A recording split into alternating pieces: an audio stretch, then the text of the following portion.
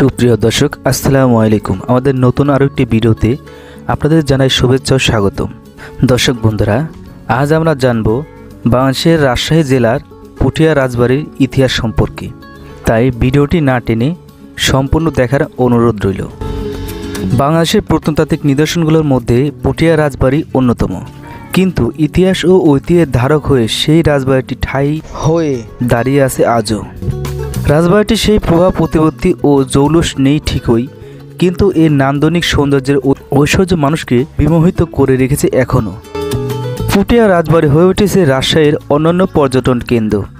কেবল রাজশাহী নয়, দেশ বিদেশের পর্যটকরাও প্রতিদিন ছুটে আসছে এর চোখ ধাঁধানো সৌন্দর্যের টানে। এই রাজবাড়ির বিভিন্ন প্রত্নতাত্ত্বিক নিদর্শন দেখে মুগ্ধ হচ্ছেন তারা। এটি সমানভাবে সমৃদ্ধ করেছে দেশের ইতিহাস গবেষকদেরও। পুঠিয়া রাজবাড়ির চত্বরটি রয়েছে 4.31 একর আয়তনের জমির উপর। 2021 সালের 20 নভেম্বর ইতিহাস ও ঐতিহ্যের সমৃদ্ধ রাজবাড়িটি জাদুঘর হিসেবে ঘোষণা দেওয়া হয়। পর্যটক ও স্থানীয় দর্শনার্থীদের জন্য আরেকটা নতুন করেই সাজানো হচ্ছে ঐতিহাসিক এই রাজবাড়িটি। পুরানো অবকাঠামো ঠিকঠাক রেখেই ধীরে ধীরে প্রয়োজনীয় সংস্কার করা হচ্ছে পুরো রাজবাড়িটি। এখন এটি রক্ষণাবেক্ষণ ও পরিচালনা করছে প্রত্নতাত্ত্বিক অধিদপ্তর। বর্তমানে দর্শকদের জন্য উন্মুক্ত করে দেওয়া হয়েছে রাজাদের ব্যবহৃত সিন্দুক, চেয়ার, টেবিল সহ বিভিন্ন আকর্ষণীয় অবসরপত্র। আর জাদুঘরটি দেখতে রোজই মানুষের ঢল নামছে। আর ইচ্ছে যে কোনো বড় উপলক্ষে জাদুঘরটি দর্শনার্থী ও পর্যটকদের মিলন মেলায় পরিণত হচ্ছে। মাত্র 30 টাকা টিকিটের বিনিময়ে দর্শনীয় স্থানটি পুঠিয়া রাজবাড়ির বিভিন্ন অংশ ঘুরে দেখার সুযোগ পাচ্ছেন আগত দর্শনার্থীরা। বিশেষ বিশেষ দিনগুলোতে এখানকার পুরাকীর্তিগুলোতে আলোকসজ্জার ব্যবস্থা করা হয়। ওই সময় সন্ধ্যার পরেও রাজবাড়ি দেখতে বিপুল সংখ্যক দর্শনার্থী ভিড় জমান। আর এখানে কেবল প্রাচীন রাজবাড়িই নয়, রয়েছে বেশ কয়েকটি মন্দিরও। তবে পুঠিয়া আসলে যে প্রাসাদটি সবাই পুঠিয়া রাজবাড়ি হিসেবে চেনেন বা জানেন, সেটি কিন্তু পুরনো রাজবাড়ি নয়। এটি নির্মাণ করা হয়েছিল অনেক পরে। রাজশাহী পুঠিয়া রাজবাড়ির সামনের অংশে দৃষ্টিনন্দন জোড়া থামের নির্মাণ কৌশল সবাইকে আজও অবাক করে দেয়। তাহলে পুঠিয়া রাজবাড়ির পরগনার পুরনো সেই রাজবাড়ি বা রাজপ্রাসাদ কোথায়, আর তার অবস্থানই বা কী? সে প্রশ্নের উত্তর খুঁজতে ইতিহাসের পাতা উল্টাতে হয়। সেখান থেকে যতদূর জানা যায়, প্রায় 400 বছরের পুরনো রাজপ্রাসাদটি রয়েছে এখানকার রাজবাড়ির ঠিক পেছনেই। তবে কালের বিবর্তনে সেখানে বাড়িটি আর নেই, রয়েছে তার ধ্বংসাবশেষ। এই পুঠিয়া উপজেলা প্রাচীন পুণ্ড্রবর্ধন জনপদের একটি উল্লেখযোগ্য অংশ।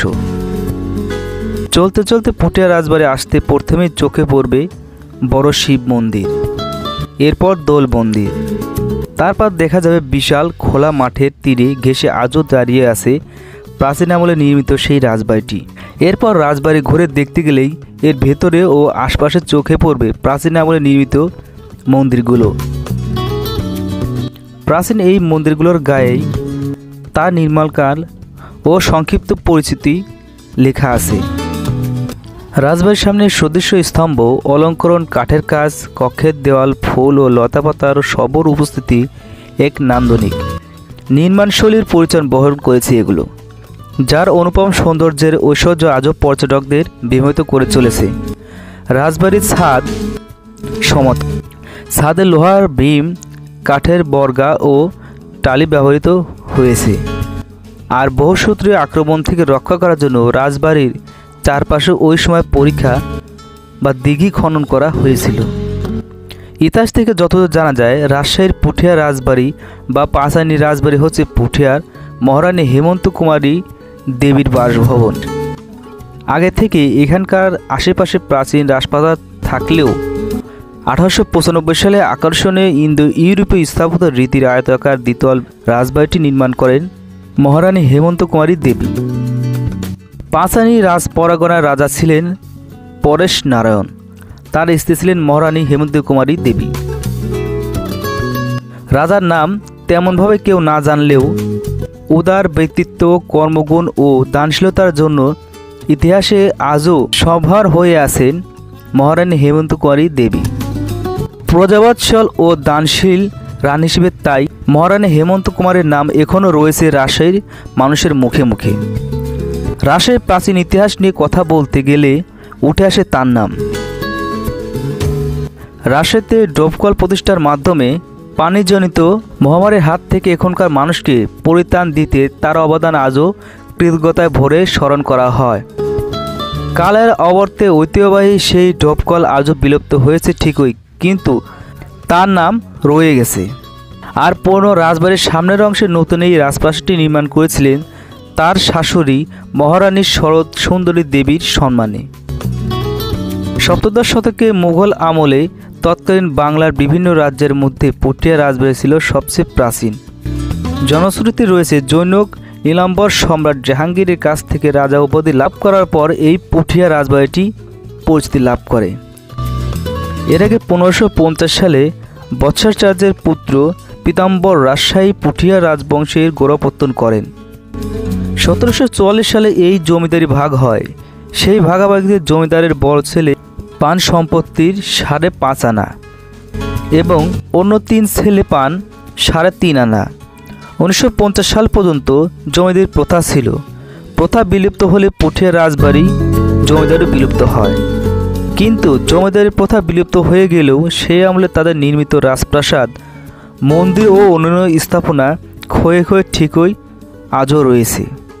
হেমন্ত কুমারের রানীর কৃত খনন করা রাজবাড়ির ঘেঁষা শ্যামসাগর দিঘির পাড়ে রয়েছে চারানী স্টেট। সেই পরেশ নারায়ণের ছোট ভাই নরেশ নারায়ণের রাজপ্রাসাদ। রাজপ্রথা বিলুপ্তির পর চারানী রাজপ্রাসাদটি এক প্রকার পরিত্যক্ত বাড়ি হিসেবেই পড়ে রয়েছে। আর পুঠিয়া রাজবাড়ির বেশিরভাগ স্থাপনায় রয়েছে প্রত্নতত্ত্ব অধিদপ্তরের অধীনে। এগুলো প্রত্নতত্ত্ব অধিদপ্তরের নিয়মিত রক্ষণাবেক্ষণ ও সংস্কার করে। তবে মামলার জটিলতার কারণে চারানী এস্টেট রাজপ্রাসাদটি এখনও পর্যন্ত প্রত্নতত্ত্ব অধিদপ্তর নিতে পারেনি। তাই অযত্ন অবহেলায় এই রাজপ্রাসাদটির ধ্বংসাবশেষটুকু রয়েছে। রাজবাড়ির আশপাশে 6 একর আয়তনের 6টি দিঘি রয়েছে।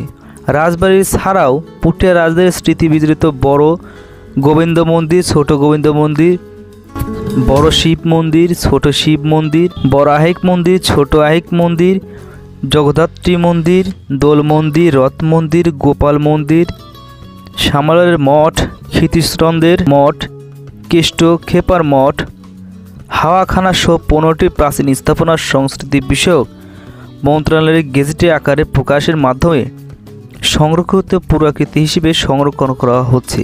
আর প্রতিটি মন্দিরের দেওয়ালে অপূর্ব সব পোড়ামাটির কারুকাজ, পোড়ামাটির মাধ্যমে পৌরাণিক কাহিনীর সব চিত্রগুলো ফুটে তোলার চেষ্টা করা হয়েছে। এর 4টি কক্ষে রাজবাড়ির বিভিন্ন সামগ্রী ছাড়াও রাখা হয়েছে বরন্দা অঞ্চলের পাওয়া বিভিন্ন মূর্তি ও প্রত্নতত্ত্ব নিদর্শন। আরও রয়েছে রানীর স্নানের ঘাট, অন্দরমহল। সব মিলিয়ে এই রাজবাড়ির প্রাঙ্গণটি বিশাল। ভালোভাবে ঘুরে দেখতে হলে অত্যন্ত এক বেলা সময় গড়িয়ে যাবে। এখানে প্রবেশ করতে হলে কাটতে হয় 30 টাকার টিকিট। তবে শিক্ষার্থীদের জন্য রাখা হয়েছে 15 টাকা। এই রাজবাড়িটির সামনের দিকে কেয়ারটেকার বিশ্বনাথ জানান, রাজপ্রাসাদের নিচতলায় 12টি ও উপরের তলায় 15টি কক্ষ রয়েছে। কক্ষগুলোতে রাজাদের দাপ্তরিক কাজ ও বসবাসের জন্য ব্যবহৃত করা হতো। দ্বিতীয় তলায় ইন্দো ইউরোপীয় স্থাপিত রীতি কারুকার্য খচিত জোড়া থাম ও ঝোলার বারান্দার আছে। বারান্দাসহ নিচের একটি ও উপরের 3টি কক্ষ জাদুঘরের জন্য উন্মুক্ত করে দেওয়া হয়েছে। নিচের কক্ষটিতে রাজাদের ব্যবহৃত অবসরপত্র প্রদর্শনীর জন্য রাখা হয়েছে। আর চারানী স্টেটের ভেতরে মহলে রয়েছে 400 বছরের পুরনো সেই রাজার কারাগার। জরাজীর্ণ এই রাজপ্রাসাদের সব কিছু প্রায় ভেঙে ধ্বংস হয়ে গেছে। দেওয়ালের পোস্তলায় এখনও খুলে খুলে নিচে পড়ে যায়। তাই যারাই প্রদর্শনের জন্য আসেন অনেকটা ঝুঁকি নিয়ে তাদের ঘুরে দেখতে হয় পুরনো এই কারাগারটি। এখানে প্রচুর সংখ্যক দর্শনার্থী ও পর্যটক আসেন। তাই উপজেলা প্রশাসনের পক্ষ থেকে রাজবাড়িটির সার্বিক নিরাপত্তার দেখভাল করা হয়। এখানকার রাজারা ভারতে চলে যাওয়ার পর তাদের প্রতিষ্ঠিত পিএন হাই স্কুলের কিছু কর্তৃপক্ষ রাজাদের অবসরপত্র ও সিন্দুক নিয়ে রেখেছিলেন স্কুলে। সেখান থেকে কিছু জিনিস ইউএনএ কার্যালয়ে রাখা হয়েছিল। জাদুঘর হওয়ার পর সেই অবসরপত্র ও সিন্দুকগুলো আবার রাজবাড়িতেই হস্তান্তর করা হয়েছিল। এগুলো প্রদর্শন করা হচ্ছে এখন জাদুঘরে। তো দর্শক বন্ধুরা, ভিডিওটি আজ এ পর্যন্তই। প্রিয় দর্শক, ভিডিওটি ভালো লাগলে লাইক কমেন্ট শেয়ার করুন এবং এ সকল আরও নিত্য নতুন ভিডিও পেতে চ্যানেলটিকে সাবস্ক্রাইব করুন। ধন্যবাদ।